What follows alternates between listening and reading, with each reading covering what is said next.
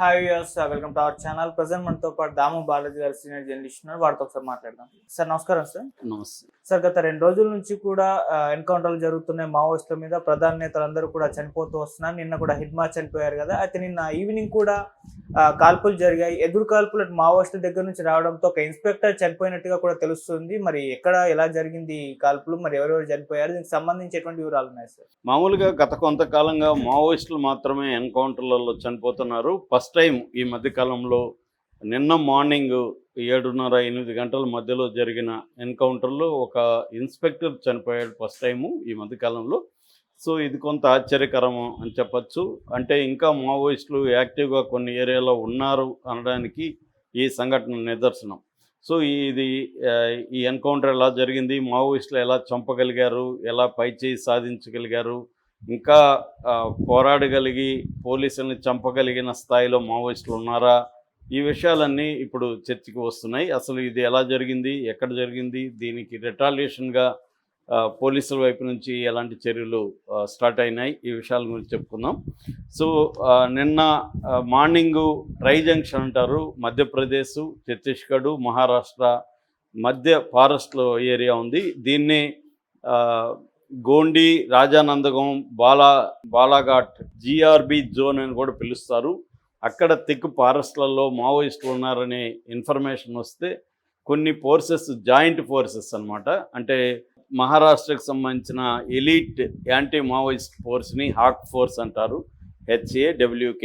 Hack force అంటే ఒక రకంగా గద్దకు సంబంధించి. అట్లాగే DRG, district reserve guards Chhattisgarh. తర్వాత మహారాష్ట్రకు సంబంధించి C60 కమాండోస్ అనే ఒక ఫోర్స్ ఉంది, వాళ్ళు. ITBP, Indo Tibetan border police. ఈ మొత్తం ఈ 4 రకాల ఫోర్సెస్ జాయింట్ టీము. ఈ జాయింట్ టీముని లీడ్ చేస్తున్నది 40 సంవత్సరాల ఆశీష్ శర్మ అనే ఒక ఇన్స్పెక్టరు.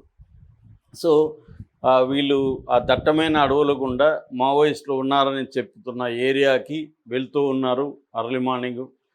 వెళ్తున్నప్పుడు ఈయన లీడ్ చేస్తున్నాడు ఆ టీంని. సడన్గా గన్ ఫైర్, పైన టాప్ చుట్టూ అంతా కొండలు ఉన్నాయి, ఆ కొండల్లో రాళ్ళ కవరేజ్ తీసుకొని అక్కడ నుంచి ఫైరింగ్ స్టార్ట్ అయింది. ఈయన ఫ్రంట్లో ఉన్నాడు కాబట్టి ఫస్ట్ ఈయనకి తొడల బుల్లెట్ జరిగింది, దాని తర్వాత పొత్తికడుపులో బుల్లెట్ పడింది. దాంతో మిగతా వాళ్ళు అలర్ట్ అయ్యి ఆయన్ని తీసుకొని రిట్రీట్ అయిపోయి దగ్గరికి వచ్చి అక్కడ బోర్ తలాబ్ అని ప్లేస్ ఉంటే అక్కడ కమ్యూనిటీ హెల్త్ సెంటర్లోకి ఈయన అడ్మిట్ చేశారు. అప్పటికే బ్లడ్ చాలా ఎక్కువైపోయింది. ఈ లోపల ఎయిర్ అంబులెన్స్ కూడా రెడీ చేసి ఎయిర్ అంబులెన్స్ కూడా వచ్చింది, కానీ అప్పటికే ఈయన చనిపోయాడు. ఆయన కాపాడడానికి అక్కడ ఉన్న డాక్టర్లు శాయశక్తులు ట్రై చేశారు, కానీ విపరీతంగా బ్లడ్ వెళ్ళిపోవడం వల్ల ఆయన చనిపోయాడని డిక్లేర్ చేశారు. సో ఆయన గురించి పూర్తి సమాచారం అయితే లేదు, కానీ ఆయన మధ్యప్రదేశ్ పోలీసులో జాయిన్ అయ్యాడు 2016లో.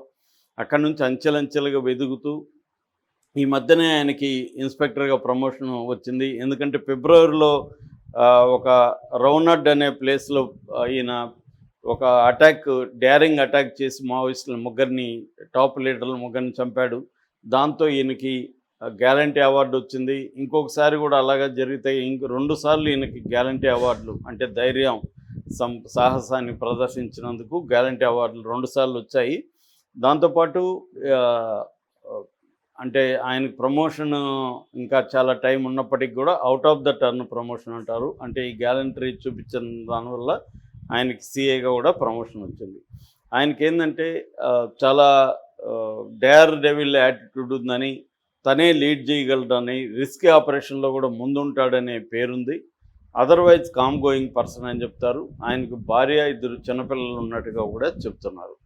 సో ఇది మావోయిస్టులు సాధించిన విజయంగా చాలామంది చెప్తున్నారు. కానీ మావోయిస్టులు అంటే వాళ్ళ సెల్ఫ్ డిఫెన్స్లో భాగంగా మావోయిస్టులు యాక్చువల్గా అయితే కాల్పుల విరమణ ప్రకటించారు, మేము కాల్చము అని చెప్పారు. కానీ పోలీసులు అంటే ప్రభుత్వం, సెంట్రల్ గవర్నమెంటు దాన్ని పరిగణలోకి తీసుకోలేదు.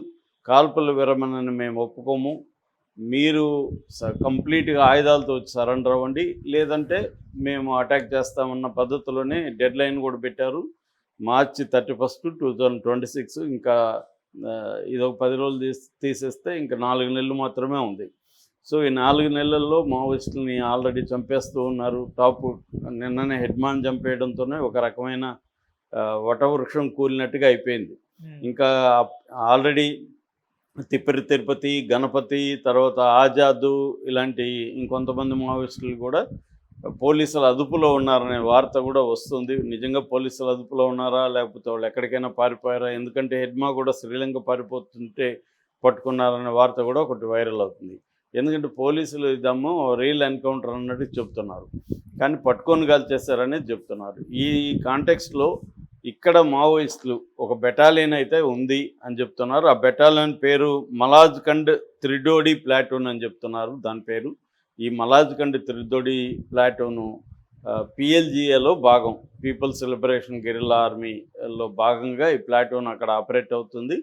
సో వీళ్ళు ముందుగానే పోలీసులు వచ్చే విషయం వాళ్ళకి కూడా లీక్ అయిపోయింది. అంటే ఈ 4 జాయింట్ యాక్షన్ కమిటీ వెళ్తున్న ఇది వాళ్ళకి లీక్ అయ్యి వాళ్ళు ముందుగానే కొంత ఇటు అటుగా, అది లోయలాగా ఉంటే ఇటు అటుగా హైట్ ఉన్న కొండల ప్రాంతంలో వాళ్ళు మాటు వేసి, దీన్ని యాంబుష్ అంటారనమాట ఈ మిలిటరీ భాషలో, యాంబుష్ చేసి వీళ్ళని అటాక్ చేస్తారని చెప్తున్నారు.